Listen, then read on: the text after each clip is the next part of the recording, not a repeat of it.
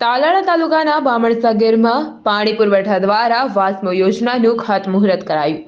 આજરોજ બામણસા ગીરમાં ગુજરાત સરકાર દ્વારા દરેક ગામમાં ઘર ઘર પાણી યોજના અંતર્ગત ગ્રામ પંચાયત દ્વારા વાસ્મો યોજનાનું સરપંચ કાંતાબેન અધેરા તથા ગીર સોમનાથ જિલ્લા અધ્યક્ષ મહેન્દ્રભાઈ પીઠિયા, ઉપસરપંચ દિલીપ કાતરિયા તથા સભ્યો તથા ગામના આગેવાનો દ્વારા ખાતમુહૂર્ત કરવામાં આવ્યું હતું।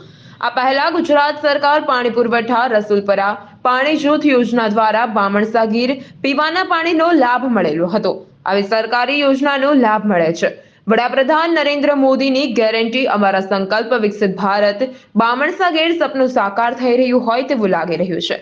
આ પ્રસંગે ગામના ઉપસ્થિત આગેવાનો નિલેશભાઈ અધેરા, દિનેશભાઈ દલસાણિયા, ચીનાભાઈ રાઠોડ, ચુનુભાઈ પાલડિયા, તલાટી કમ મંત્રી હંસાબેન જોટવા પણ હાજર રહ્યા હતા।